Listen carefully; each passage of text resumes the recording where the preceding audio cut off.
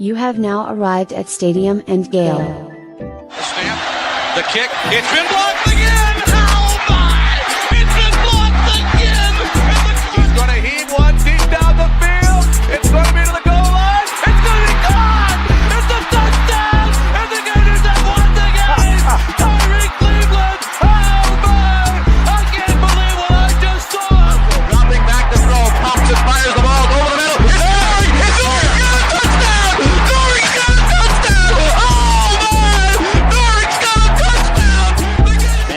Harvin, he comes back. Say goodbye. Ahmad Black, in his final game as a Gator, takes it all the way home and sends Urban out a winner. You have now arrived at Stadium and Gale.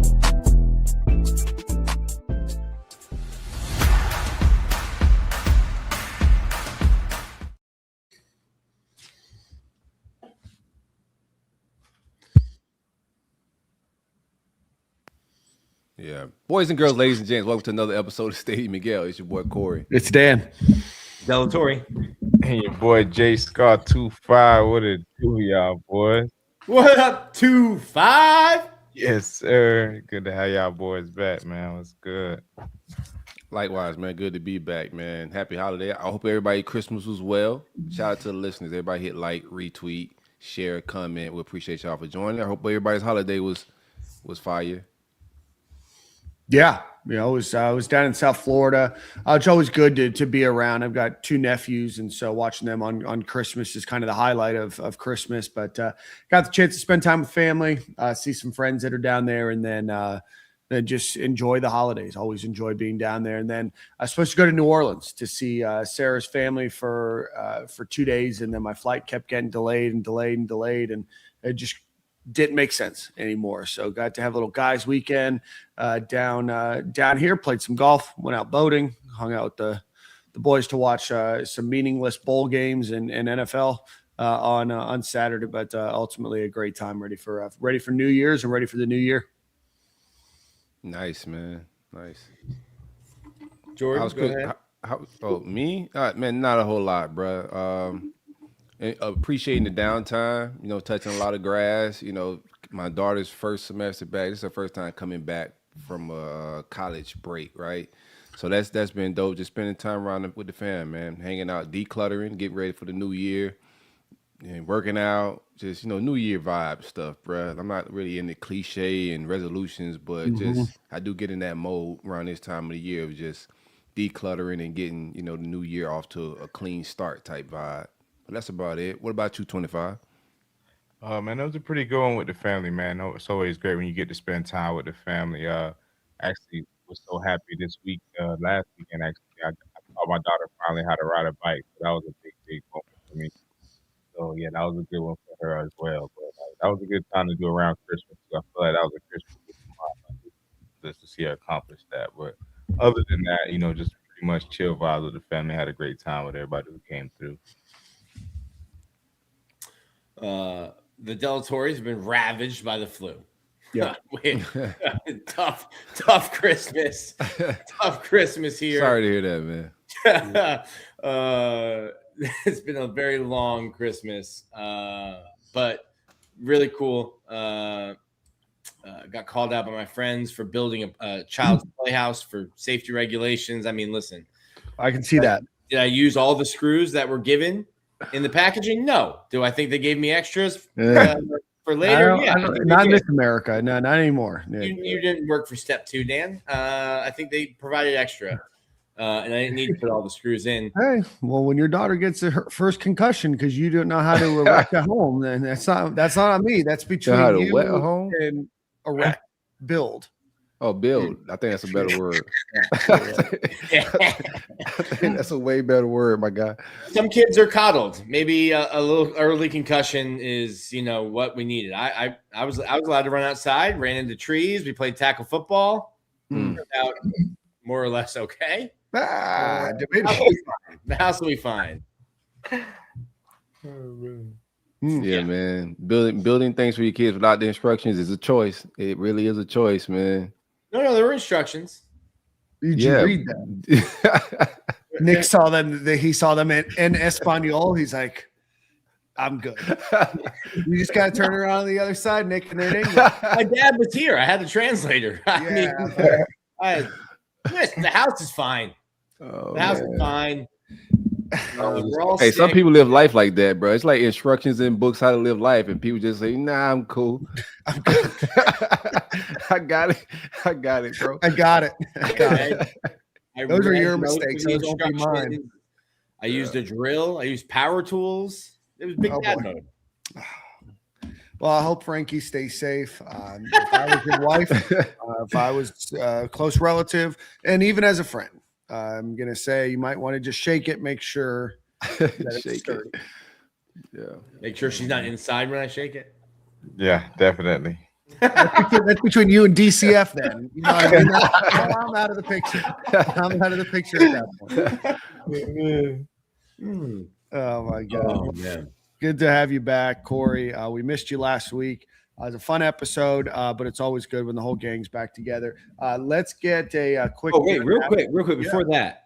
Good to see a couple other people back. Jerry, back from your crypto selling. Jerry back Jerry from was the out here crypto balling. vacation y'all boys are on. Good to see you. Jerry, back. Keith Niebuhr from On Three. Keith Niebuhr. Keith's back. Did y'all like go halvesies on a jet, or how does that work with the crypto? Just happy you want to hit that membership with the crypto? I mean, Jordan was a part of the same crypto scheme. That's a fact. They got my ass too. Right. They got through the Gator community pretty quick there, man. Right. I almost applied. Good advice. Don't click on DMs from people you When don't I seen know. Jerry had a jet, I was like, man, I want one too. Shoot, put me on, bro. Man, Ace Wade only bought a car. Jerry bought a jet. I need his crypto guy. Oh, man. And then we always got to give a shout out to Scott0020. Always the first one in here right when the stream goes live. Usually like 20 minutes before we even hit the That's go loyalty live. right there, man. Scott's there. So we appreciate you, Scott. We'll give you the award for best first listener that we Least have. likely to go in the portal. He used to be Harrison, but he got too rich. He's likely to go in the portal. He's likely to go in the portal. Nah, man, Ace Wade's back on Twitter as well. So go follow him. I'm about to unfollow your other page. Buy the whole company. I gotta go find your new page that you just. When y'all get new pages and I gotta follow those, and y'all may go back to your old page. Now I gotta go back to like unfollow that. Y'all killing my ratio. Gotta keep the ratio. I followed you twice, bro. Oh my God. Well, Corey, let's get a Brunt ad read. Then I'll do one for Dykesburg Law Group, and we'll get started.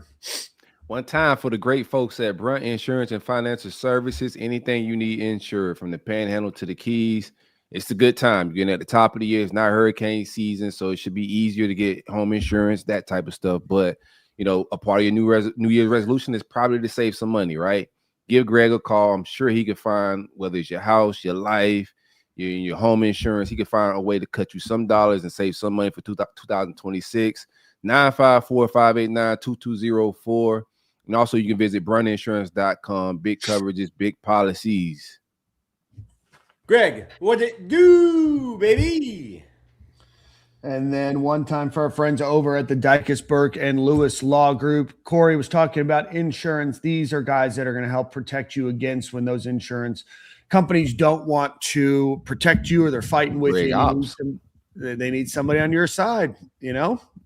Probably not the people Greg's going to insure you with, but every once in a while you're going to get in a little tizzy with your insurance company. You want to make sure that you're represented well. That's where our friends over the Dykesburg and Lewis Law Group come in, based in the Tampa Bay area, but cover the entire state of Florida. They've been on the insurance side. Now they're fighting for you against those same insurance companies. So go visit them at DykesburgLawGroup.com. and let them know your friends over at Stadium and Gale sent you. I'm going to take a little host privilege. As we are going through people that are here, I want to give a shout out to one of my dear friends, Sebastiano, that is here. So shout out to him. He always watches it on the big screen from his home. So I like to think that his wife wants to watch, you know, Desperate Housewives or The Pit or something else on TV. And there I am, just You, Uncle Big Silk, 25, and Nick. Yeah. No, I know, but I'm the ugly one. You know what I mean? So No. I'm just taking up the screen. But What a name, though, man. What's his name again? Sebastiano Mangiafico. Yeah, that's one of one right there, brother. Yeah. That's almost a black name. Yeah. You think he's Italian? It sounds Italian, but yeah, he's Italian. He's from okay. He's from the 305 originally. Now Any apostrophes in it? Nope. No apostrophes. I don't think once the blacks hear about that one, we taking that, bro. That's like the Chappelle show, the racial draft. Ooh, yeah, we can just take Sebastiano's name. Please. Yeah, I like that name. We taking that. Oh man. So but let's talk a little bit about the transfer portal. Last week we kind of did a comprehensive list of everybody up to that point. And so we're going to go in chronological order. Everybody gets mad when I talk about chronological order. We're just going to follow chronological order. So on December 24th, the day after we recorded the pod, Eugene Wilson entered the transfer portal for his final season. He will head somewhere else. So, guys, what are your thoughts on Eugene Wilson leaving? He joins Nashawn Montgomery, Hayden Hansen, Tank Hawkins, Mike Peterson Jr., and Moise Tenkara as receiving threats that are heading into the portal. So, Corey, what are your thoughts there? I mean, initially, it's a lot of hits in the receiver room, a room that I was high on. I thought we recruited there well as far as in-state talent, even when we went outside the state with guys like Moise. But with Eugene, I get it. He's a guy I thought would hit the portal. I mentioned him, when the season kind of wrapped up on one of those episodes that I expected a guy like him with, one season to play to get into a more for sure situation in the offense that would make sense for him on his final season. So, nothing surprising as far as, on my end. It is a concern because the transfer portal is more expensive than retention, right? So knowing the potential, you also got to feel depth. I don't think like every guy, I know we're looking for production, but I don't think every guy in depth charts around the country are going to be production at every, level of the depth chart, right? So you need roster fillers of talented guys. So some of these guys that are walking are roster filling talented guys that we know can play a little bit but don't have the production. So, and I just know the transfer portal is more expensive than retention. So I'm just interested to see how the roster all shakes out in the end. Yeah. Ends his career with a bit over 1,000 yards receiving. Obviously, his freshman year went for 61 receptions, 538 yards, with 6 touchdowns. Obviously, his best season there. Got injured in 2024 and then also dealt with some injuries in 2025. But we saw him increase the number of receptions that he had last season by 8 over the season before, but less yards. So he went from 8.8 yards to 14 yards to 8.9 yards, had 3 receiving touchdowns on the year with a long of 40. So, Jordan, what are your thoughts on Eugene Wilson? I think, honestly, just from a player's perspective and putting myself in his shoes, I see where he's going with it. I mean, I think if we maybe had some more certainty at the quarterback position or we were in the fights for potentially like a national championship run next year, no doubt he would stay. Not even national championship, just even playoff hopes. I went too far. I feel like with the uncertainty of how good we're going to be because we have some questionable positions and he has 1 year left to kind of be productive and make the best for his name to kind of get drafted high. I mean, I feel like it's the right move for him. I mean, we got that room super talented, man. It's only one ball at the end of the day. I want to be greedy. I was greedy all last year. Obviously, we didn't get to do anything with it, but we had all those Ferraris and Lambs in the garage and only dusted off 2 of them, really 1.5, but we still got 2 of them I'm hoping for. So that's all you really need in the offense, honestly. I think if we got 2 solid guys who are dudes, which I think we have for sure. And like Corey said, we can get some fillers in there. Maybe it's the time for us to, see how this staff recruits, what kind of receiver talent can they bring in through the portal or with the young guys we have that are trying to stick around. So I think it gives a lot of other guys opportunities, but all good stuff, Eugene, man. I think he'll do well somewhere else. Yeah. Nick? Yeah, I think like Corey said, kind of felt this one coming and it it makes sense for like the reason Jordan said. Well, like you've seen, like as we've been announcing guys, we've had like graphics and stuff ready, waiting for them to sign, and then we're announcing stuff. And I think I just got the word a couple weeks ago that, hey, we might not need to use that one. But it makes sense. You've been somewhere for 3 years. You've been injured each of the 3 years. Something's happened each of the 3 years. There's a ton of uncertainty. Jordan went through a coaching change, and coaches come in and they're hot and they're enthusiastic and they bring all this new energy, and it's easy to kind of get wrapped up in that. But if you take a step back, I've covered, this will be my 5th coaching staff in 13 years. So I've seen this cycle before. That's why we got gray hairs, bro. Yeah, I'll blame it on that. Dude, I didn't even have a beard when we started the show, and then it was all brown. And then you joined the show, and you started giving me gray hairs. Puberty on the show? That's crazy. Puberty. Gray hairs is a sign of puberty, but I mean, no, you said you didn't have a beard, bro. I'm sorry. Well, no, I had a beard. I didn't have one on my face. I could grow a beard. Oh, okay. My Jeez bad. Louise. I'm gonna die. You climbing into your daughter's playhouse again? Bury me with the playhouse. Bury me under the playhouse.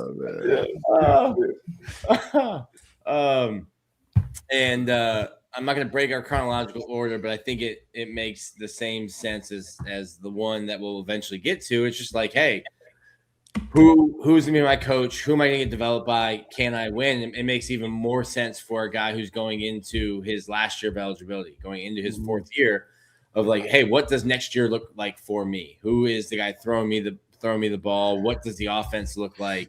Because you're not a freshman. You're going into your last year. You've got. I think he has 2 years. I think he redshirted last year. The only playing 4? Yeah. Ideally, you don't want to use those 2 years with all. Yeah. He needs one. Like his injury concerns and everything he got going on. Like I think he needs one good year. Yeah, and then get out of here. Yeah, you're right, Dan. He was a redshirt sophomore. Thanks. Nailed it. Not going up for the good guys. But yeah, does it hurt? Yeah.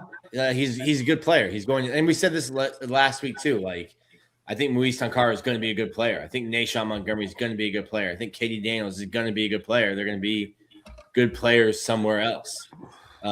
You're going to lose good players when you have attrition in a coaching staff, and also how much you're going to lose good players regardless. That's just the way that the sport is now. Yeah. Yeah. Well, yes, 100%. But also, how much of it is we don't have a second transfer portal period anymore. Unless you're graduating or your coach leaves in the spring, you don't have another transfer portal period that you used to have the last 3, 4, 5 years. Right. Unless you graduate or something weird. Unless you graduate or your coach gets fired or leaves. Unless your coach is on that Sharon Moore path. Sharon crash out. More crash out package. Yeah, unless the crash out starter kit. Not even the starter kit, unless you went and you bought the extra advanced you pack. Definitely got the elevated experience. It comes with a butter like knife. No. Too far. You're going to see more guys, and I wonder if we're going to see guys just announce that they enter and test the portal and come back. I'm not saying that that's what Eugene will do, but I'm wondering if you'll see that across the country, just because guys don't have the opportunity to get into the portal until this time next year. This is going to be 2027.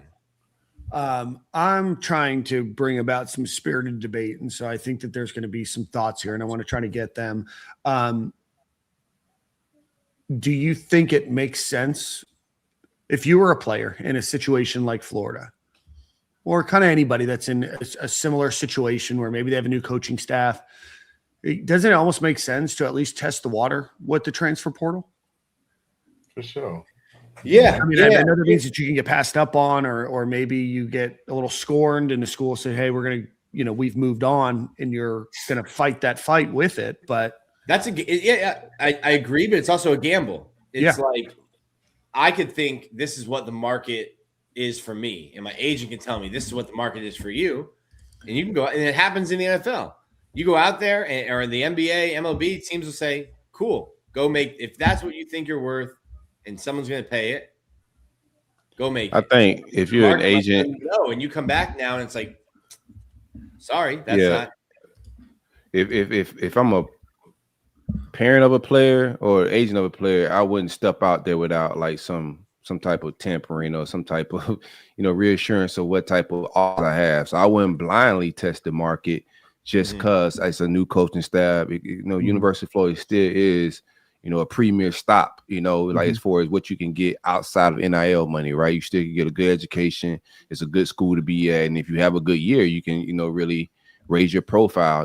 There's some Gators that got drafted just because they was at this logo, like for sure. And they got to the NFL and bust and then like materialized for a lot of different reasons, but it's still a great opportunity. So I wouldn't step out on a limb unless I knew it was a safe limb, if I was a player in that, because it's a million kids in that portal.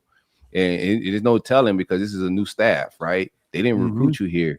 So there's no loyalty to like you still got an offer on the table. They may have a player they could get at your value, but with more production, for cheaper. Now that you enter the market, like you just open up that can of worms. So if I was to step out there, if I was a for sure player that Florida wanted to keep, I wouldn't step out on that limb unless I had some surety, what I'm doing. Yeah. Right. And the transfer portal is not even technically open for another 4 days? 4 days. Yeah. And we have the last number I saw was a couple weeks ago, and there's like 1,000 players, and there's obviously been a bunch since then. Do we have like a running number? Do we know? I haven't been in that business in over a year, but yeah, I'm sure there is a number. But it's the way it's working is there definitely is a number. Nick. Agents want, and if you watch the way that they're being announced, either in the original tweet that's coming out or a follow-up tweet, there's always who is repping them, and agents want, hey, so and so's going out in the portal, so that people can start talking to the agent, because that's technically not tampering. You're not talking to the player. It's a nice little way around the NCAA rule. But that's why I think you're seeing so many names come out this early before the portal is officially open, is agents want to have, like Corey was just talking, hey, I'm not trying to go into January 2nd blind and say that we're going to go in the portal and then start negotiations. It's what I've talked about for years, being like, hey, if you're not ready when somebody goes in the portal to be like, hey, this is the file we have. I think who's Chicago's quarterback? Caleb Williams. I'm like, if you're not ready to recruit Caleb Williams, not that he would ever go in the portal, but if you're not ready to recruit that guy, then what are you doing? Like, you need to be able to be ready with your file of this is what we think, this is our tape, this is our evaluation on him. We think we should go. Here's the number that we think is going to be his number. You have to be ready for those guys. And I think agents are taking this opportunity because reporters want to break news. Hey, you want to break news? Here's your broken story. And now I get to start talking to other schools, GMs, whoever. Well, in the agent world in college is a lot broader than it is in the NFL or NCAA coaching, right? Like there's some big names, Athletes First, a few other, Rock Nation, a few others. But there's also a lot of smaller agencies that rep 3, 4, 5, 6, 10 guys, and maybe they're still building their way up. Maybe they had an inroad in with a player, and then he went to school, then he got a couple other inroads. So, I think of it as marketing for yourself as well. I'm not one to think that most of these agents that are reputable, that have the contacts, aren't already beginning some of those discussions. But I know that that's tampering, but there's no such thing as tampering. It's like that's like a fairy tale at this point. Like everybody's tampering. This is what it is right now. But it just depends on the kid. And some of these kids, like, you want to break that information because if you are like got intentions of entering the portal and you got to start moving out your apartment, it could be broken by some just random college kids. So you just you could control the narrative. You can control the media, what gets out there on your own terms. So it's just a way for the players in this new era of sports to control their narrative. Yeah. I thought, Corey, you made a good point. I'm going to write down Corey's good point. And we're going to get to it after we talk about the players because it kind of deviates a little bit off the subject. So stay tuned. That's what we call in this business a cliffhanger. Before we went live, Dan walked away and said, let me go grab my trusty notebook and my pen to take notes. Yep. Bury Me Under the Playhouse is the running title right now. Feels like an episode of Blue's Clues with your handy-dandy notebook. I got to remember because then at the end of the show, we're like, what was funny? And I mean, the entire show is funny, but then I'm like, what's a good title? And then we're kind of racking our brains. And it's like 9:30 at night. We want to do that. All right. So the next player that entered the transfer portal a day after Christmas, we took Christmas Day off. Day after is running back Chad Gasper. I appreciate that, players. Yeah, is running back Chad Gasper. He is heading into the transfer. Didn't play this season. Was a redshirt candidate this year, so he'll still have his 4 years to play. Any thoughts? I would imagine this would be a quick conversation on Chad Gasper. Well wishes, peace and blessings. Man, it's tough for the RBs to be leaving, man. I love the depth. I think, honestly, the room was so stacked before, and I mean, we still got some more young guys there, but all well wishes to them. I don't know much about the kid. Hey, 2-5? They're letting Shaq play next year in NCAA. Shaq, you'll see Shaq in an LSU jersey. I might duck on Shaq right now. Shaq watches. I don't think Shaq watches the show. I think he does. His daughter plays at UF, so I think he's a big fan. We're in the streets. All right, Shaq, if you're listening to this, I apologize. Please come on the show. Oh, man. You would have to get your number back from Anthony Rubio. Okay. That's not a hard bargain. Put Scarlett in the one. That's the governor's son. Sorry, Right. Secretary of State's son. Different guy. Secretary of State. A cabinet member. Listener of this show. Follower of. Where it's been going, he may hit the portal on us too. No. Rubio going on down to Tulane when he scored the TD. They want to pee. Well wishes, my brother. Well wishes to Rubio, man. All right. It's a great story. It was. All right. So then from there, Agent Zero, Sharif Denson entered the transfer portal as well. A bit of an up and down career at UF. Ended the season with 39 solo tackles, 13 assisted tackles, and 1 pass deflected on the year. Ended up with 1 interception. That was last season, 2 sacks, and 1 fumble recovery in his career. Yeah, it's one. I think we all seen it coming just from like this, subliminal tweets and regular, just straightforward tweets that got deleted, right? We kind of expecting that from Denson. That room, I'm not sure if that Will Harris was coaching the Nickels, but it seemed like that they all took a step back. Aaron Gates was out unhealthy. I don't know if he's returning. That's another we got our eye on. But the DB room is starting to get creepily thin as well. We got to keep an eye on that. And I don't know. I thought we recruited well at both those positions, DB and receiver. We got a lot of the top guys in state. The state of Florida is one of the top places you want to get receivers and DBs from. We got the top guys, creme de la creme in state of those positions. So I want to keep those rooms intact, but it is what it is. You can't keep everybody. It's not a huge loss. I think you replace Denson, but losing Aaron Gates would be, I think, a blow to like any type of continuity, I would say. It's been tough for us to get a good nickel, period, since Chauncey Gardner. Mm-hmm. Yeah, Aaron Gates, I guess we'll go over the players that are coming back. I mean, again, I think this goes back to your point, Corey, maybe not the best player on the team or best player on the defense. But again, it's a depth piece, a guy that has a lot of snaps under his belt, and you just run the risk of not being able to replace with somebody better, right? There's obviously going to be 105 guys on the Gators roster next year, whatever the number is. But you just kind of run the risk. And this isn't a Sharif Denson comment. This is just kind of a comment that just kind of compounds over all of the guys that have entered the transfer portal is that there's going to be some that you get that are probably better than guys that are leaving. And then there's going to be some guys that are maybe not as good, or maybe it doesn't translate as well from a G5 school to the SEC or from wherever they come from. And that's a concern that I have just because we don't know. Right. And I think it was Bud Davis today tweeted it. He's like, it's okay to have like an opinion of like, I don't know what this means about the transfer portals, about what the transfer portal is going to look like, or what even the team's going to look like next year. There's other things that you can look at to see, what the trajectory of the program looks like from a recruiting perspective, a scheme perspective.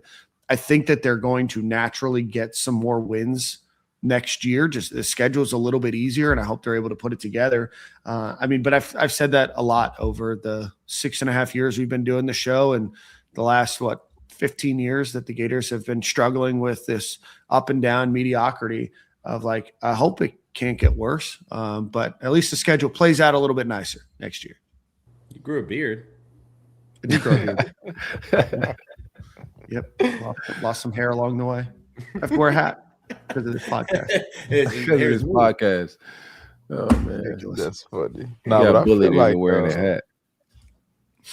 I feel like obviously we've been losing a lot of just dudes in the secondary to the portal as well. But I kind of feel like that was kind of our weakest position on the defense last year. Obviously, we lost some guys to the draft and to the portal as well inside the box. But I wouldn't be too opposed to getting a fresh start at DB. Obviously, I got some young guys I want to keep late in the year. Some guys kind of impressed me, but overall, I wasn't too I'm not too mad as I am about the receivers. Let me put it like that. I think our receivers are way better than our defensive backs, obviously, but I think just the back end was just a weak link to our defense if it was any last year.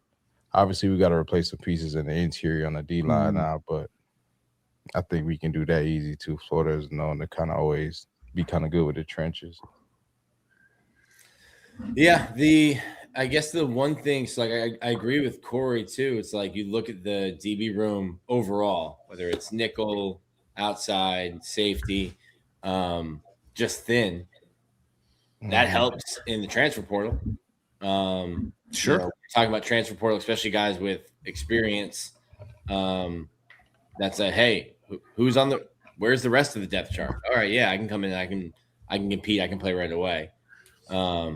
It will be interesting to see, like, you get Laganza back, I think Bryce Thornton back.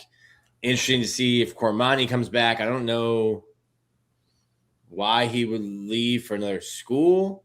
I don't think he's ready to go to the league. Would make sense for him to come back, but like, there's a lot of opportunity in the secondary. Right. Because you're going to be replacing Devin Moore. You get Dejon Johnson back, right? You get Cormani back. Yeah. So Dede tore his ACL against Miami. Yep. So he'll miss spring. Okay. Assuming Like that. 8-month timetable. Yep. 9 month for ACL. Am I tripping, or is that like? Is that? No, That's a 9-month ACL. Yeah. So like, even if you are ready for spring, like totally non-contact in the spring, if you're doing 100%. anything. Yeah. So you're talking about fall camp is when you're really getting back into the swing of things for your number one outside corner. Yeah, that can't be your number one. Yeah. Yeah, I don't know what. I think marks. Go ahead. Until everybody signs, we're just gonna be just skeptical or just just curious of what's about to happen. So Cormani hasn't made any new announcements. It's been people here and there saying they're working on some things to get him back re-signed. There's some Auburn smoke out there. I think there's some real smoke, but I don't know if the numbers are correct. When it comes to Cormani, as far as like what's being rumored, it ain't. I don't know if it's just not correct. Some of the numbers that's been thrown out there is just not real. Just speaking with some guys that are on the Auburn side, with DBD, the DB coach over there, I got a relationship with. So like, I know there's some things like DBD was the reason he committed to Miami. So I know there's a relationship there, and their room is kind of torn to pieces as well. Their entire roster is hitting the portal like ours almost, right? Yeah. So they got a lot of opportunities in their DB room. It just all comes down to, it's two South Florida guys that are going to coach them regardless. You got DBD or you got Brandon Harris. who knows why these kids are going to decide these days. But I think he's a guy that you need to be aggressive with trying to keep. Corners get dinged up. Like we haven't been the healthiest in our secondary. Like you need a two deep of guys that can absolutely play defensive back these days. Like just having one real good lockdown corner, you just got DD and then a bunch of other guys you kind of playing with out of the portal, hoping there's SEC guys. I got some other takes with that too as well, but I think Cromartie's a guy you need to try to keep. You're not gonna give him $1 million or nothing crazy, but I think it's a guy you got to try to aggressively keep and convince him to stay on his roster. Javari Flowers as well, who I think showed some sparks his freshman year. Yeah. Like you just got to be able to keep Ben Hanks, like those young freshmen. You look at the production and it's not going to show a heap load of production, but you're looking at their upside and what they can be. Who they were coming out and how well they played as freshmen, true freshmen. I think those are guys you need to aggressively try to keep around. Yeah. Do we get Alfonso Allen back next year? I don't think he has eligibility. Shucks. He should get a medical red shirt just for wearing 43. Well, I mean, like give him another chance to wear another number. Hold on. He was a redshirt junior last year. Let's go. Let's play the eligibility game. So He's a redshirt junior. 22 played in 13 games. They're listed as 22 played in 13, 23 played in 12, 24 only saw action in 4 games. That's a redshirt. 25 he's got another year. There we go. 43 solved. Yeah, bring maybe the 4-3 like Alfonso. Maybe we'll put him in a number. Put him in 0. Yeah, get a more respectable number. 0's open. There'll be a lot of numbers that are open. And then big news today, Stadium and Gale alum twice is freshman All-SEC Jaden Woods, edge. 27 tackles this season, 1 fumble recovery, 1 forced fumble, 1 interception, returned it for 25 yards. That was a tough one. That was one that, I wanted to keep. I get it. I understand why any player would leave. But that was one that I was really hoping that they could keep in the fold. I don't think it was a money thing on UF side. That's just a tough loss. Because I do think he'll be an All-American player. But 100%. It's also hard. Like, this is not his skill set is not easy. It's expensive. What he can do is very expensive in the portal. So it was, in my opinion, that was your best defensive player coming back next year. Like, I don't even think it was close. I think Woods was our best defensive guy. So it definitely is a blow. And I just think, like, the game's got to get – college football's got to get where there's multiple-year contracts, bro. Like, it's just – this isn't sustainable, like, for you to have to fight for kids like this that, you invest in, developing in year one, and then you got to, negotiate with teams that are definitely tampering. And, like, the kid hasn't entered the portal. He's definitely getting offers. Like, I don't think it's sustainable for, like, fans. And we can get into that conversation later, but I don't think it's sustainable model for fandom and a whole lot of other things, bro. Like, that's devastating for us to be able to lose a player like that. It's a money game, right? Whoever got the biggest money could go just poach players. And I never fathomed, like, Florida be a program that be in this type of situation. I don't care what the record is, right? Florida should, in the ideal world, right, be able to keep their best players on offense and defense, especially like the best player. And if you're in a situation like programs like Florida, it ain't just Florida. It's other programs right now. Auburn losing Cam Coleman, like a guy that's from Alabama. Who knows where he's gonna go play at? But they don't have an opportunity with keeping that kid right now in the fold. It is what it is. But I think the game is getting to, like, the money game, and there's got to be some guardrails put up where it ain't just the rich eat the poor, for lack of better terms. Yeah, I think that you're going to get. Well, that was our last player, so we can talk about it now. Obviously, if you want to weave in any Jaden Woods thoughts in there as well, you can. I think that there's going to be a lot of donor fatigue as well. I think a lot. Troy Aikman, said it a couple weeks ago. and he didn't say who the player is. I assume it's Dante Moore. He gave what I would imagine is a 6 or 7 figure donation to get Dante Moore to UCLA. And then he went and transferred, and he's like, I didn't even get a thank you. So he's like, I'm done donating to NIL. That's in real. the future. And I think that there's going to get to a point where, and it may be slow and it may happen gradually, and it may happen with other schools more than it happens with others. But the model that we have right now is, like you said, Corey, wholly unsustainable for the sport and for fandom and for interest in players. And that was the point that you had 2 points that I was going to bring up, and that was one of them. And, people become fans of schools because maybe they grew up as kids of parents that went to that school. Maybe they went to that school.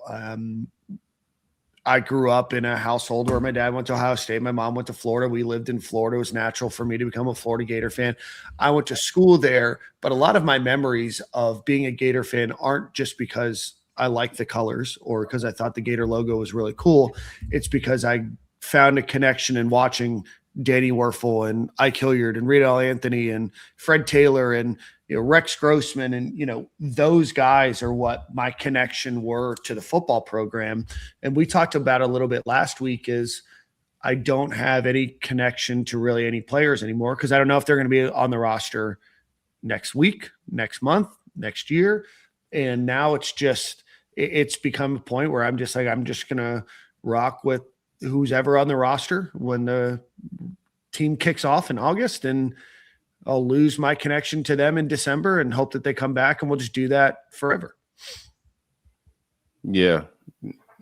It's tough, man. Like I tweeted out, I was like, my fandom started because of like guys in the community, that I watched play ball, Fred, Rutt, Lewis Oliver, I could go on and on, Riedel.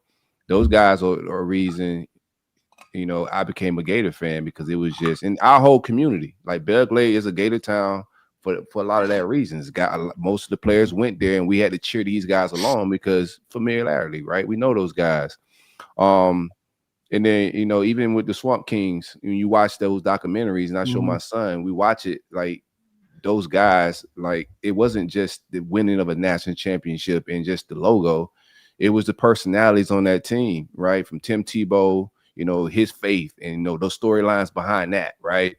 Brandon Spikes and, him gouging eyes out. I don't care if it was like wild football shenanigans, but that's what you fell in love with. Like the Ahmad Black story, him wearing 35, him being a 3-star, coming there with 2 other 5-stars from Lakeland, but him being, a guy that made big plays. Those storylines, we're losing that, right? And, you having like players like Etienne who come here as a freshman and play right away. And there's so much promise. Like, man, we got this guy. Like in the old days, like, yo, we got this guy for 3 years. Yeah. That's a positive. Even when you stunk, you was gonna have a dog and a killer like Vernon Hargraves. When we even was bad with Muschamp, we knew Vern was gonna lock down one side of the field and go crazy. And I was showing up to watch Vern every Saturday because I know he's pulling up to put in work. You losing that, man. If Vern was playing now, he'd be gone, right? A lot of those players, Dante Fowler, he'd be gone. Like even when we had bad season, we had absolute killers like that would go out and ball, fans fill up the stands, and you still celebrate those guys, later on. We're losing that. Yeah. I mean, you're going to churn a new roster of at least 40, 50 every year, 60 even. Between like graduating. Between graduation, transfer portal. Corey made a point that we're going to talk about later. Like, some of these kids don't have the choice whether they can enter the transfer portal or not, right? Yeah. And I don't know what the guardrails are. I don't know how you fix this, but nobody's willing to sit down and make adult decisions on how you do fix this, right? It is very different than the NFL. This is the only sport that is currently out there where players are signing 6-month contracts, and you've got to hope that player that you're giving a bunch of money for that next 6 months is the guy that is going to be there for the next year and the year after that, right? Because you're not spending a bunch of money on a recruit as a freshman in hopes that they're going to be there and just develop their freshman year and then hope they stick around for their sophomore year, or their junior year, or their senior year. It's just a wholly unsustainable model for not just Florida, but for the sport in general. The entire sport. for sure. Yeah.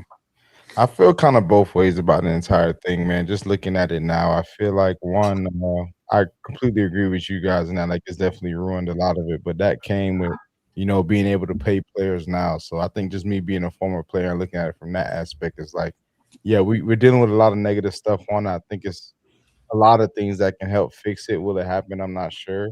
But I do know one thing can fix most of it, and I think we'll all be happy with that.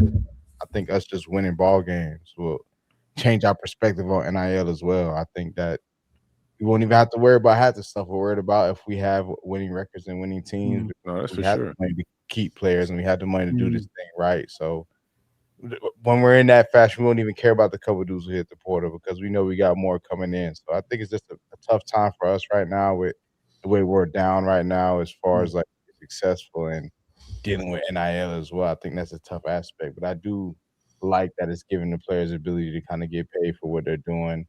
Do I like the fashion that they're doing it in? Not really. I think it's a lot of things that they can help on and improve and just make it better for everybody. But I don't have a full answer on it. That's just kind of my spiel on it. No, I'm glad what it does like for the players. Like empowering them making money, and they just playing by the rules that are in front of them, right? Same thing with the schools. Everybody just playing by the rules that are in front of them, and I'm just saying they got to put better rules around this thing and better like guardrails. If not, it's really a money's game, and who got the most money go win, right? You got Texas or tycoons that are just throwing money in Texas Tech, and they're making the playoffs just because they got a lot of money to throw at it. And as just a realistic fan, we don't have that type of booster that's just going to throw endless money at football like that. So it's just like to make this thing like if Jerry Jones could just outspend everybody in the NFL, he'd get every Super Bowl. But he can't do that. They got salary caps. They got things around it to make it, competitive for everybody. So it's just not a who got the most money game. Yeah. Yeah, well, it also makes sense for the NFL to do it because it mitigates how much they make, but it also greatly lowers the floor. It makes sense for them to revenue share and then to do all that. But it's no one, like when they made NIL, it was like, hey, we'll be able to put some names on some jerseys and we'll sell those and that'll be fine. And it was just like, that was my guy. You gave SMU the death penalty. 40 years ago. Like you think people are like, I guess we can't do that. And like stuff was happening 40 years ago before I was born. Yeah. It was never going to be what the idealistic version of what you thought NIL was going to be for the major schools in the major sports. It's not even that way for for baseball. For softball, Texas Tech, that Cody guy who runs their collective sold his company for $1 billion. Everybody a lot of money. They don't care if you play volleyball, cricket. Yeah, they get the pitcher $1 million. Everybody, bro, they don't care. Hey, softball pitcher $1 million, and they lost to Texas. Speed walkers, $1 million NIL deal. Like what? He came out in an interview and said, "Hey, we saw like a window before the Haas settlement came, where you could pay somebody, you didn't have to put it through any kind of system. It didn't have to be, no one was going to look at it." And he goes, and we thought we had a chance. We had a small window that was going to be closing to make a run and a playoff and a championship. And that's what they did this year. It's changed somewhat now with NIL Go and with the House settlement. But I think the thing that the schools don't want, and the schools, make no mistake about it, the schools tell the NCAA what to do. The schools give it's not the NCAA's fault. The NCAA the power to govern. They work for the school. The schools hire the NCAA. Yeah. So we can shake our fist at the NCAA and not like it, but the schools could just do away with it if they wanted to. It's the schools don't want to make the players employees, and everyone talks about collective bargaining. You would need to make the players employees to then collective bargain. Jordan, when you joined the NFL, when you were drafted and you were the NFLPA, you became an employee of the NFL, and you were able to collectively or allow the NFLPA to collectively bargain for you, and everything that was in your contract was collectively bargained. You don't have that if you're not an employee, and the schools don't want to admit that they're employees, so we're not going to get that. Right. Until the schools allow that, you're not going to get collective bargaining, which would then give you things like a salary cap. But also, name, image, and likeness, everyone just throws around NIL. It stands for your name, your image, and your likeness. And in our society, if I think Corey's name, image, and likeness is worth $1 million to my company, and I want to pay him $1 million, you agree? I agree. Stop the count. Give him $1 million, Nick. Then who is to tell Corey, oh no, that's not your market value? What do you mean? Somebody in the market just told me I'm worth $1 million. And if you think I'm only worth 200, well, I'll see you in court for the missing 8. And you can explain to a judge why this company or this person who owns a business thought I was worth $1 million, but your algorithm said I wasn't. And we're going to figure out the money in the middle. Right. So even if you get a salary cap, you can have then sponsorship deals with third-party companies. And that's added on top of that. So the toothpaste is mostly all of it empty toothpaste roll out of the tube. Much easier to get it out of the tube than to put it back in. Yeah, and I mean, I don't know how you fix it, and I don't know what's next. The schools are going to fight and do whatever they can. You know, it'll be interesting to see if the courts get involved in it. But right now, the courts are taking the player side on almost everything related to eligibility, related to really anything. The NCAA is batting below the Mendoza line in the courts against the players. So I don't know how it gets fixed. You got a professional basketball player going back to play college basketball. You got a professional basketball player. You have another guy that's apparently being recruited. This is a circus, man. Yeah, the whole thing is a bit of a circus, and maybe that's just the new reality that we live in. And maybe there's not a solution, and this is just what it is going to be. But it's just disappointing. And it's not a old man yells at cloud thing. It's a completely different game. It's you've lost some of the luster of being able to watch the guy from your hometown go to your favorite school that was under recruited. And maybe you just can still cheer that person on. He just might go from Florida to Tulane to West Virginia to Ohio State and make the NFL. And that's I want to see, like, from this totality, like the way the game's going, like how many like prospects, right? If I'm a high 4-star, low 5-star, or even a 5-star, right? Like it would probably make more sense for me to go somewhere where I could play my freshman year and up my value, where I know I could go and start my freshman year and get reps, right? Mm-hmm. Because if you go to a program like, the SEC program, Georgia, Alabama, Florida, any of those programs, or even say like a Miami, and you playing your freshman year as a 5-star, you don't play a lot. That next year, they're going to ask you to take a pay cut because of your production on paper, right? Mm-hmm. So they got you on campus, but when it's time to renegotiate, they're going to go by what you put on the field because they got to pay guys by what they're doing. It almost makes more sense because you see the smaller level G5 guys are going to get bigger deals in the transfer portal right now. Guys that may play 1 year in G5 are going to get paid more than a 5-star from last year. Like right now, that's happening. So I want to see, like, is this eventually going to change where some of these kids are just going to go get that immediate, where they get maybe the same pay, but put like snaps. I could play right away. I could jump right to the top of this, and I can hit the portal again next year, or even increase my money to a higher level, by getting just reps like right away as a freshman, because people are not with the waiting and developing like they used to. No. I wonder what the trickle down effects are. If you're muted, you're muted, Jordan. Oh, you're still muted. Your mic is muted. Mike's in the portal. The mic's in the portal. The mic. No. Is there a button on your mic? Get the graphic ready. Jordan, is there a button get on the your mic? graphic ready. Jordan's mic's Hayes in the portal. Hayes Fawcett about to drop a graphic. I got it. There we go. Hey, shout out to Florida Victorious. We got re-signed to a new deal.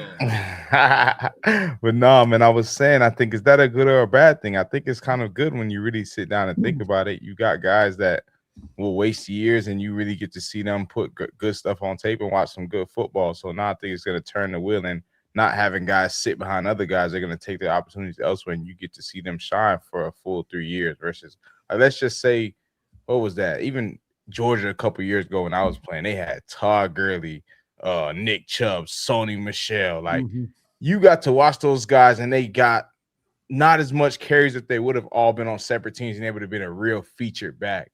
You feel me? Like that's the type of situation now to where all three of those guys will be at different teams, shining and balling.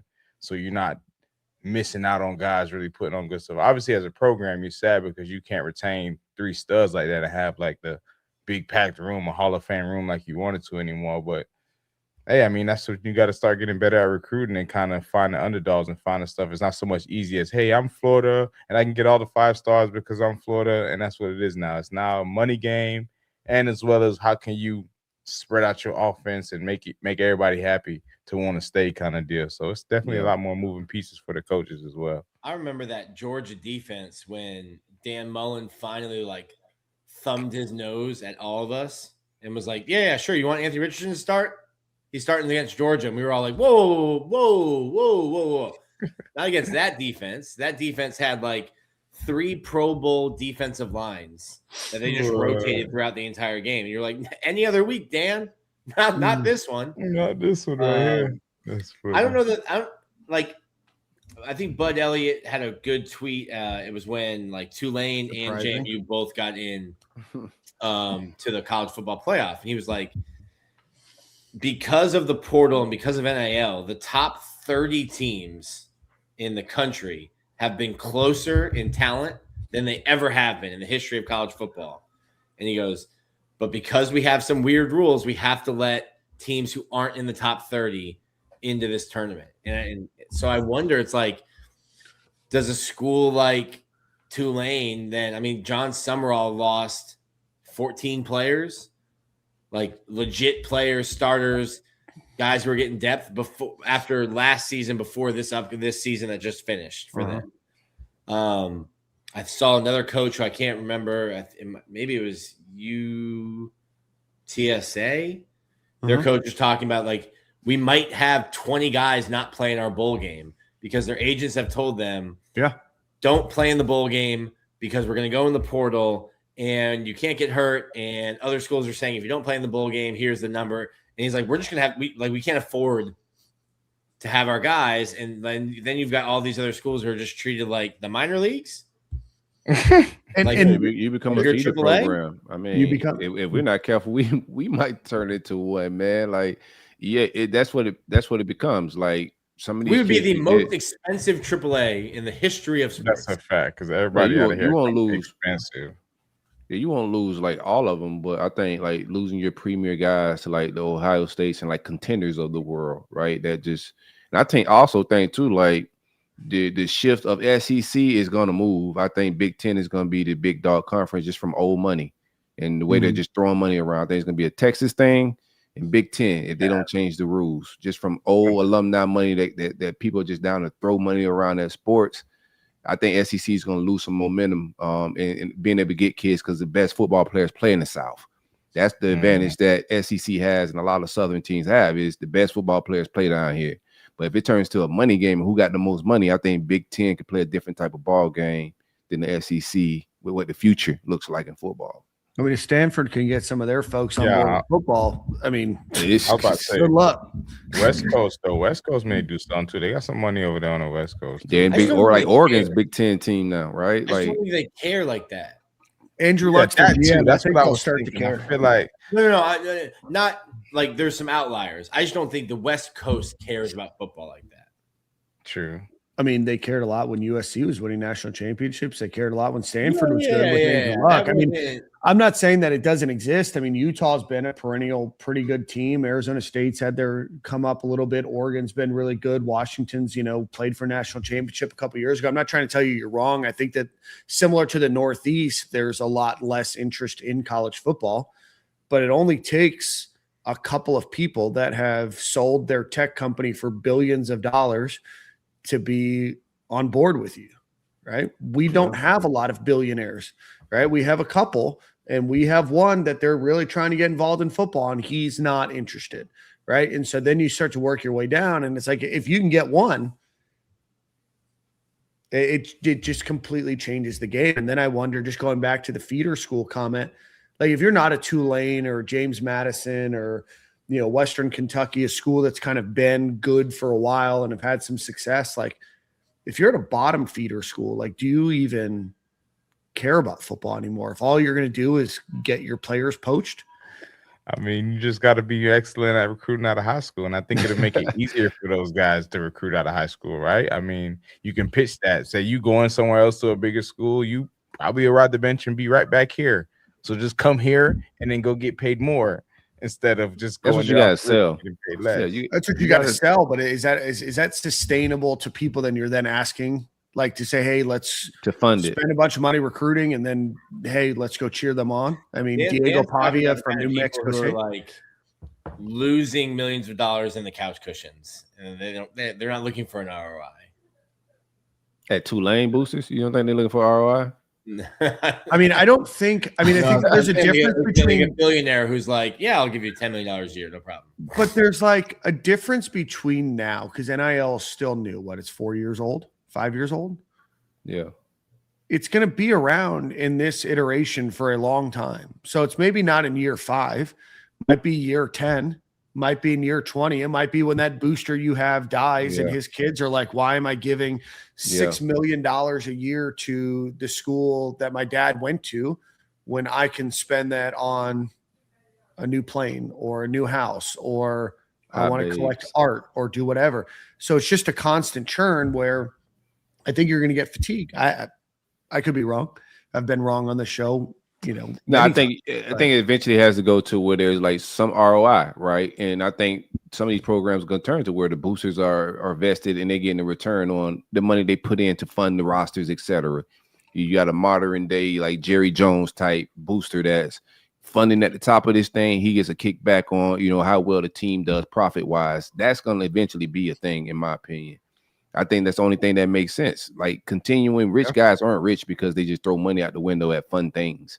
They're rich because they're smart with their money and they're going to want to return on these type of investments, like paying a kid, like Troy Aikman said, you pay a quarterback to come here 1 year. He got hella money. Troy Aikman is filthy rich, but he nip it in the bud quick. Like, no, I didn't get no type of, I didn't even get a thank you letter. So yeah, I think it's going to have to make sense from a booster standpoint, like in the future, if they're tied in like an owner or like a vested like investor of the program in some facet. But you will always get a thank you letter from us. Thank you, Troy.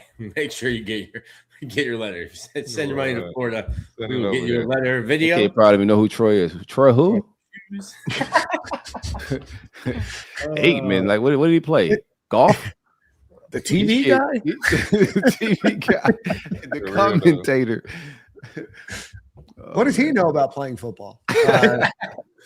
Yeah, I don't know. It's going to be a really interesting real time, real life case study. Well, let's get into his second point, because like I think hold on. Yeah. We've got bills to pay. We're gonna do 2 ad reads again. One time for our friends over at Game Time Sidekicks.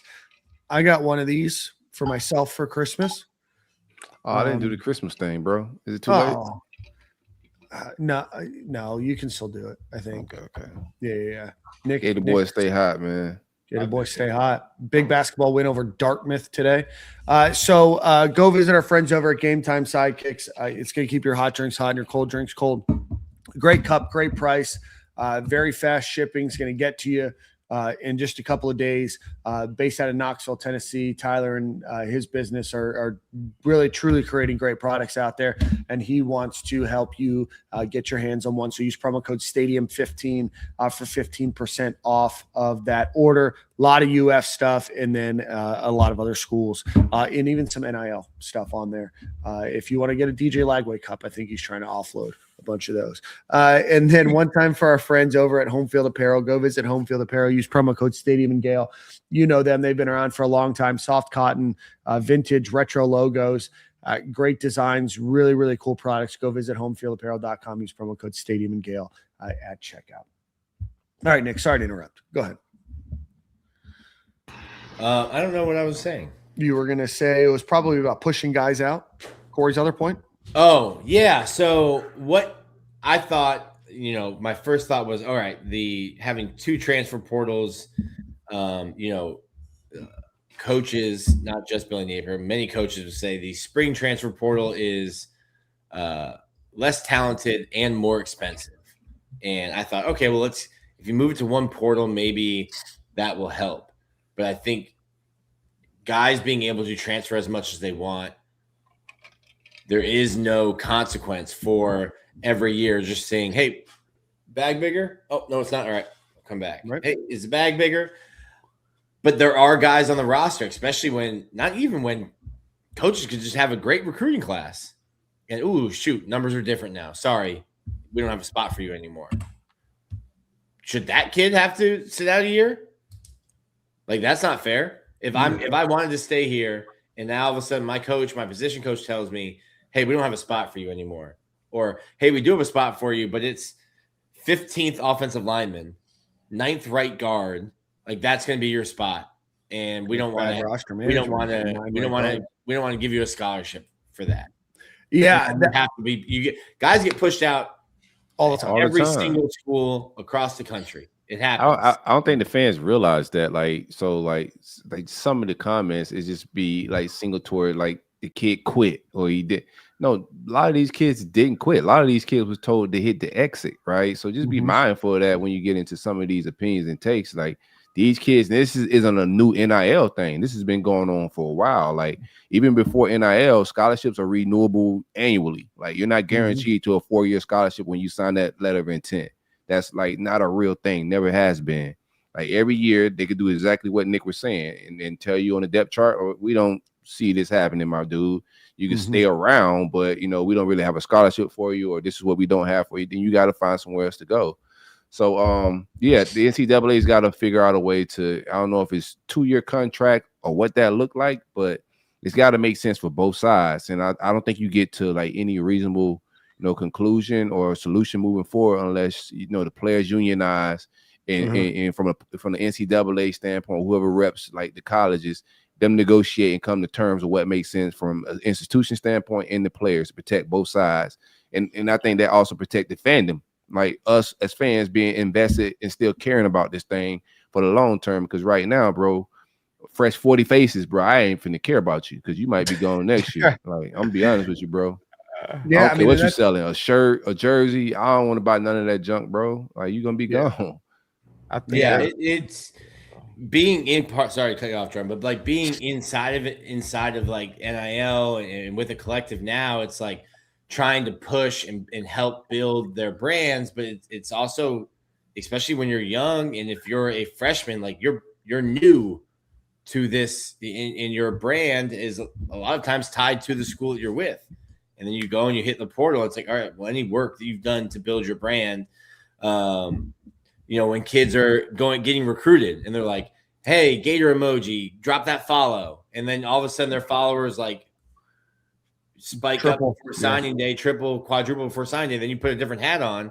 So you got a bunch of followers who don't care about you. They were only following you because you were playing them along, stringing them along because they thought you were going to go to their school. And you're not building a personal brand. You're building a brand around a team. And then you got a new team. And then you got a new team. Well, that's where the NIL thing is it's been bastardized, right? I mean, and that's just the way that it started. And it started with the reason they're called collectives is because of the Gator Collective. And that's not an Eddie thing. That's just how quickly it changed from players being able to go monetize themselves to having a collective group then pay players. And then everybody just followed suit because you had the time to ramp up, in the industry. So I don't think most of these kids are building brands. I think that there's some that are, but I don't even think that most of this stuff is quantifiably name, image, or likeness. It's pay for play, man. This isn't no name, image, and likeness. Like name, image, and likeness mean they're paying you advertising, marketing to push a brand, or you being able to monetize your name, create your own products, things like that. That's not what's happening here. This is pay for play.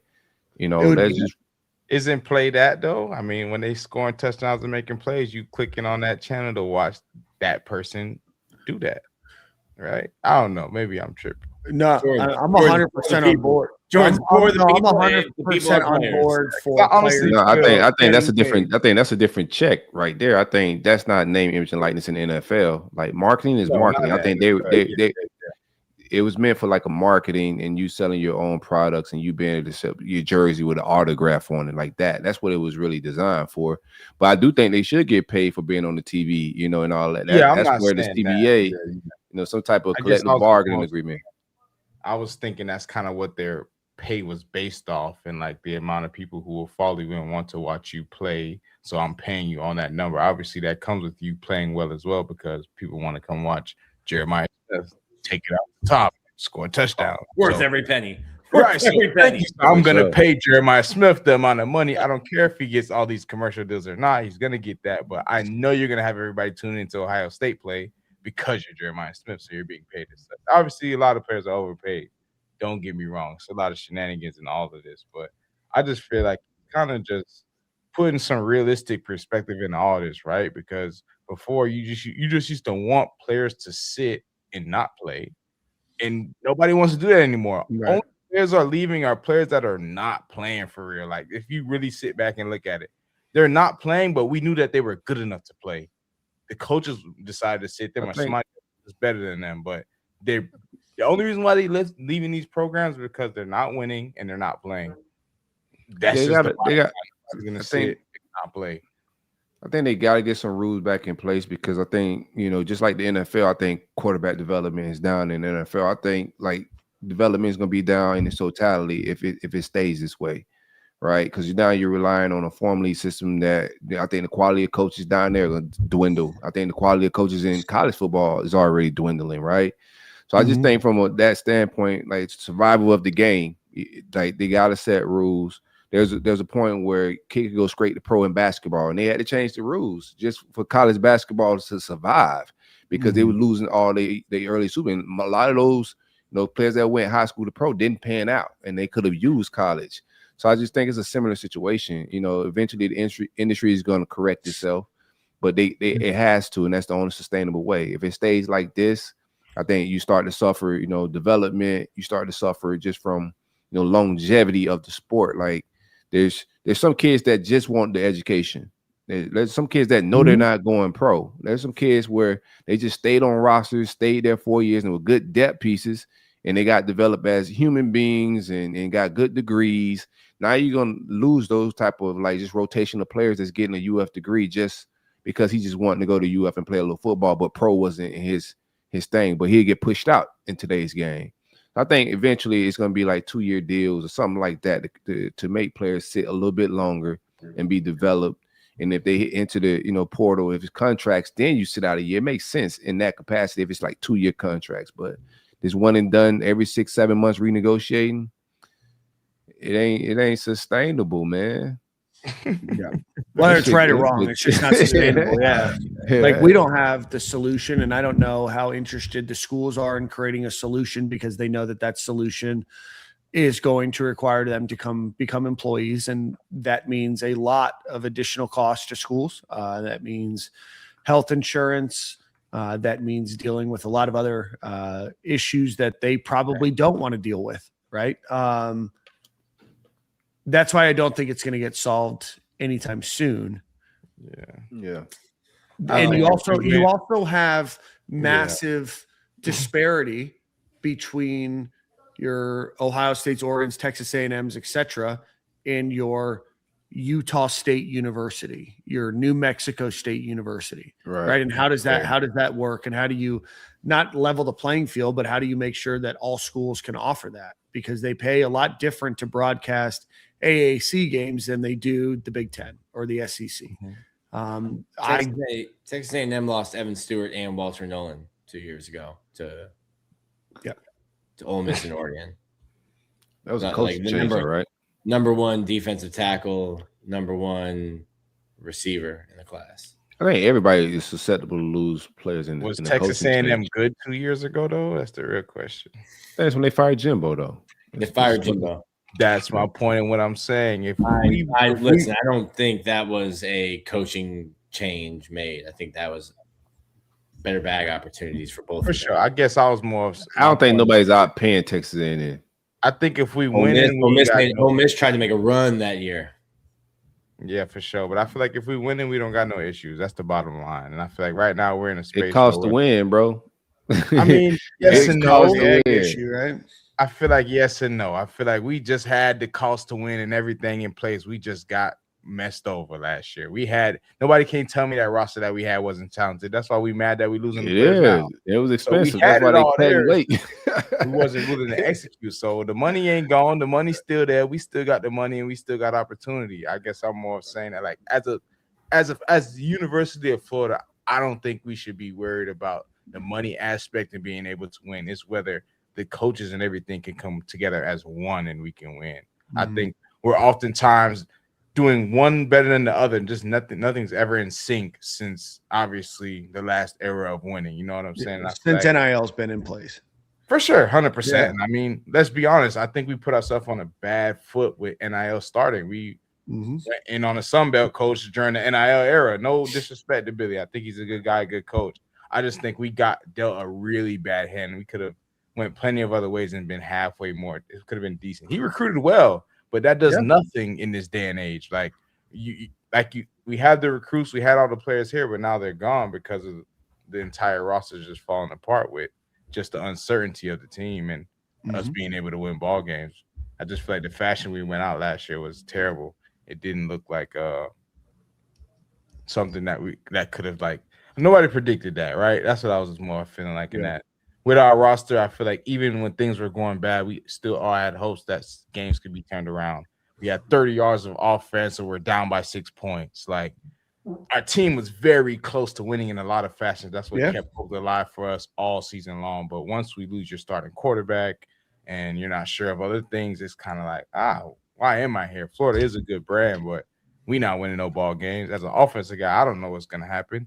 And as a defensive guy, shoot, I'm scared of the coaches that just came in because he's a defensive guy and he may not even like me. I was fighting for time last year and I don't even know what it's about to be. So I see why dudes are leaving, and I think all this can be solved with us just having a somewhat winning season. It doesn't even have to be a crazy run through the playoffs and potentially national championship. It can literally just be close to the playoffs bowl game, like right outside the playoffs. And Florida will be just fine with recruiting guys and being able to rebuild the roster for us to make it back to the top. I think we just got to knock off all this rust. Well, I think Florida has the money, right? I mean, a lot of people bemoan our collective and the amount of money that we spend. We spend a lot of money. We've spent more money than other teams that are currently in the playoffs right now, right? So Florida has money. It's a coaching thing. There's a lot that goes into it. But yeah, I think like programs like Indiana, they're rare. They're the gem in this. So like it's only one Indiana. There's not a whole lot of like case studies of that being like they're playing the money ball being replicated. And to me, like just watching since NIL started, it's been like big dogs, people that are very aggressive when the portal open, very aggressive with trying to get the best talent, no matter the cost. And I just haven't seen. I think we've been more North Carolina State, Virginia Tech in that area with I'm just saying like we haven't been aggressive with trying to get the best quarterback in the portal, the best running back in the portal, the best receiver in the portal. We haven't been in those conversations one of these years. Not a single year have we tried to get the best absolute player was an offensive tackle, defensive tackle. We just haven't. So I don't see us in that world. And I think the teams that are going to do that, the team that we see Ole Miss, the Texas A&Ms, the Texas Techs, like those Oregons, the team that are trying to get the absolute best players in the portal to go make a run, those are the teams that are doing it. And I just don't see us doing it. I also don't want to end up like Texas, though. They spending big money and they getting no results. They're going to keep spending. They like eventually it hits. Yeah, I feel it. Now they got Muschamp over there, right? I'd rather conserve the money, but they got it. They having it, so they can bust it out. That's why we need rules, bro. Texas hoping they don't every Texas program, they don't want no rules. They like, we got it, bro. We got see the root for cheap gas. Yeah, we don't care about like rules. Rules is for the losers. Like keep the speed limits off the road. I got a Ferrari.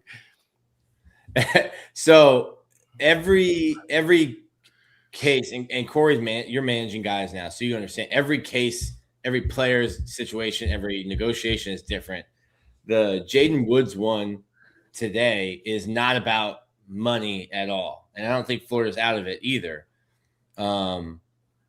We've sung his praises, like such a well-rounded young man, great head on his shoulders. I talked about every single day, Carlos, he was the only player, whether it was a freshman, junior, sophomore, senior, the only player who realized, oh, Carlos Dunlap's here.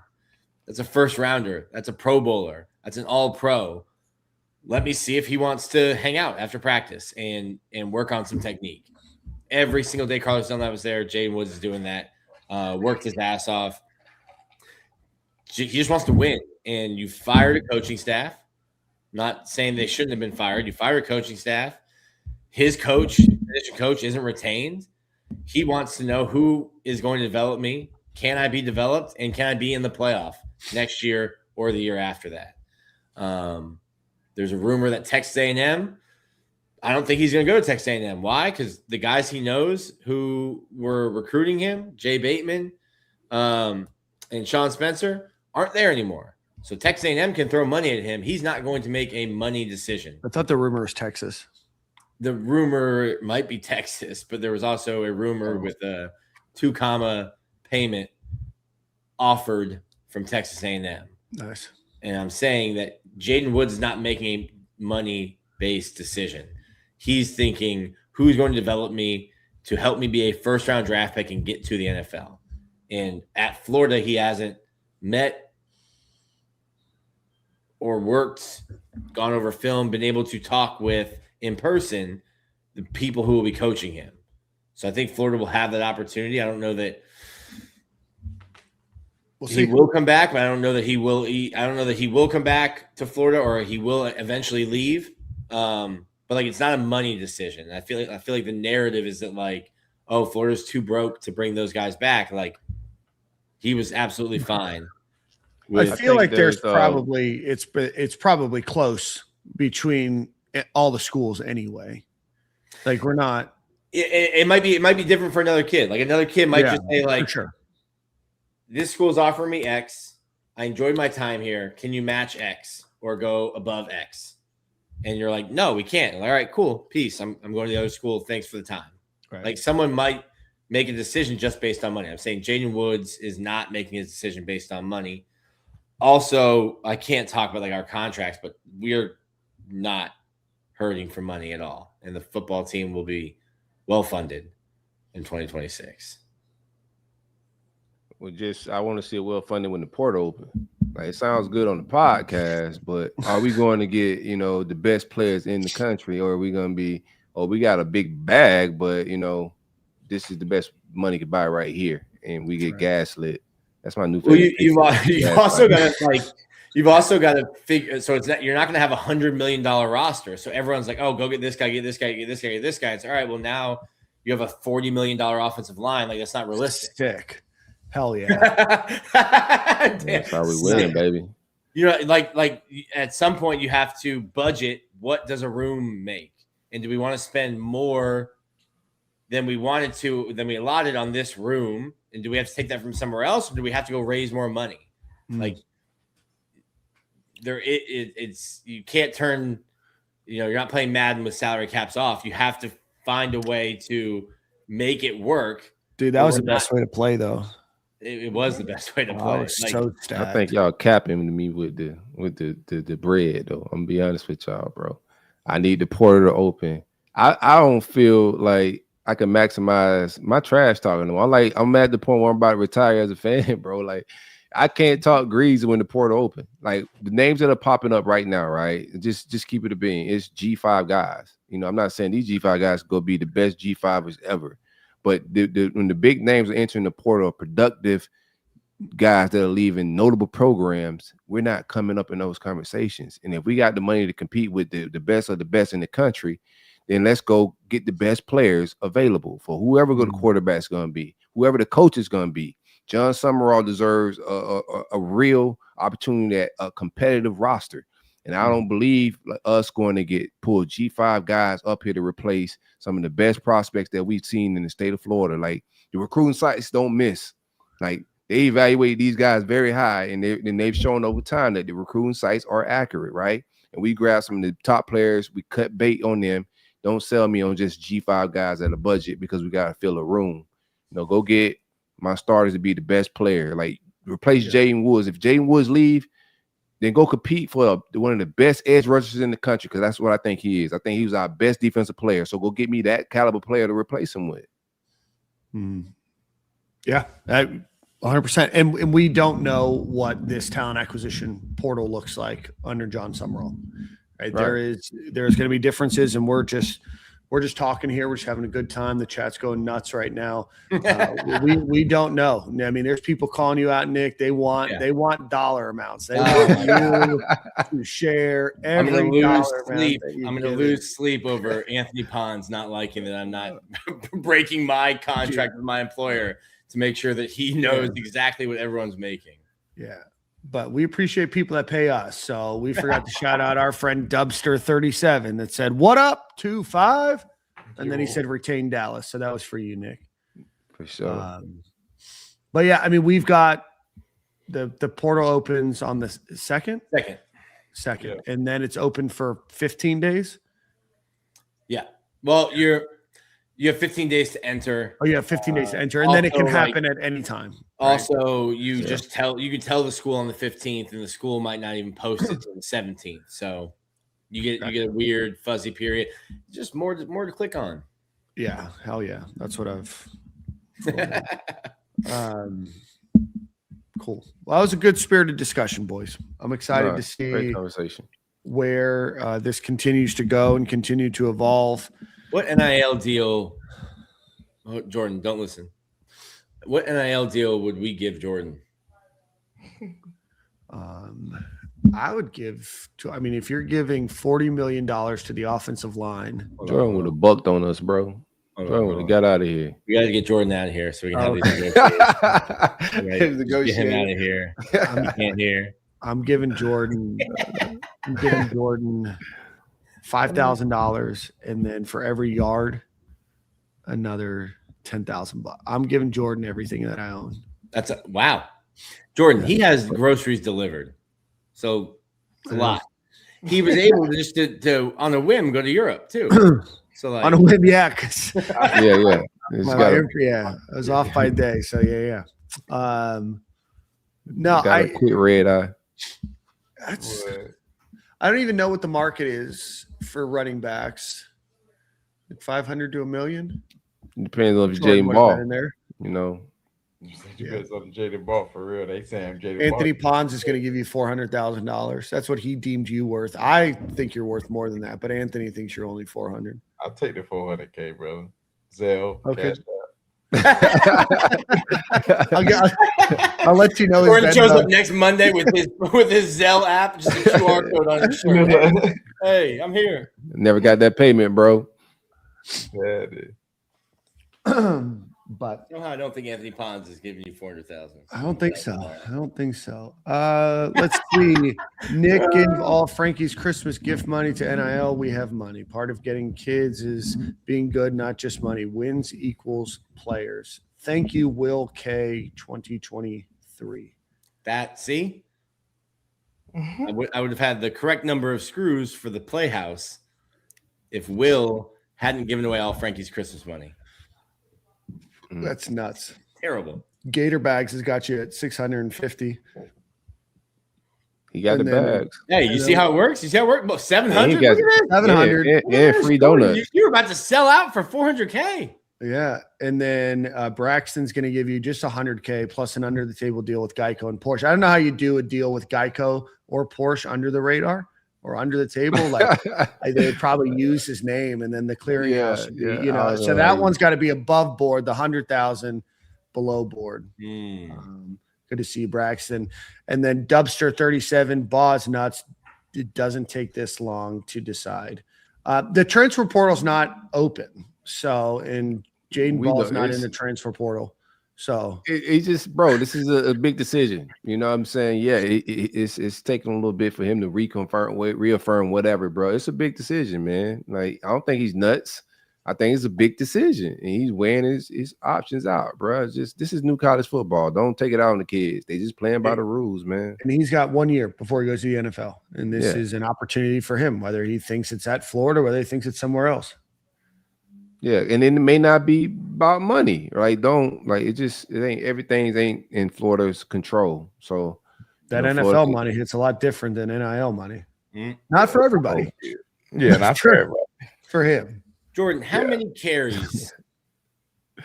How many carries do you need to give we give you all 12 games at your current age and health?